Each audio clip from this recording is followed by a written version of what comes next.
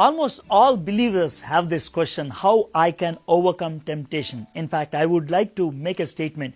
If you are not having this question, probably you are not a believer. Why do I say that? Just imagine you have a small kid in your home and he's not eating food. What do? You take him to a doctor and he will say, "Sir, this fellow is he's not feeling good because he's not able to take food. He's not having hunger." Not having hunger is the sign of sickness. In the same way, not having temptations is the sign that you are spiritually not alive.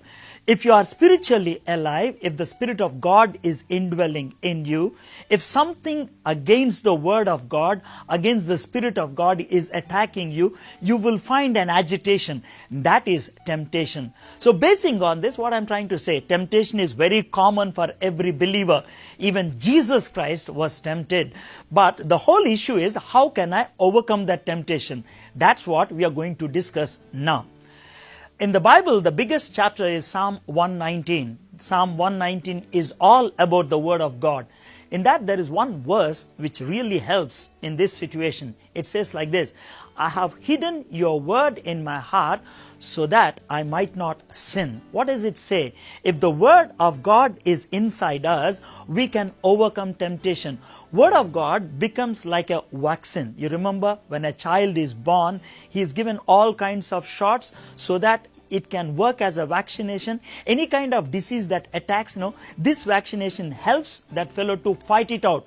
In the same way, if you have the Word of God inside you, any kind of temptation that comes from outside, you can attack it. Even Jesus did the same thing.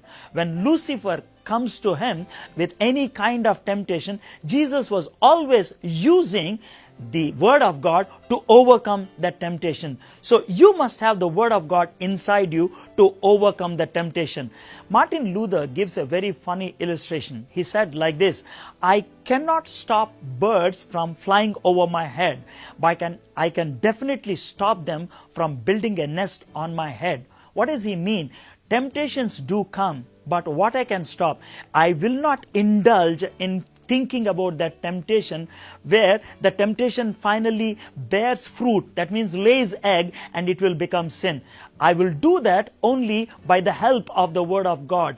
I can overcome that through prayer and the Word of God. That's what Martin Luther meant. So my friend, if you're going through that kind of struggle, use the Word of God. Let the Word of God be inside your heart. Spend time in prayer. Even after listening to all of this, you may be going through struggles. If you're going through that kind of struggle, why not chat with one of our life mentors? We will definitely pray with you and we will help you and we'll give you the right counsel.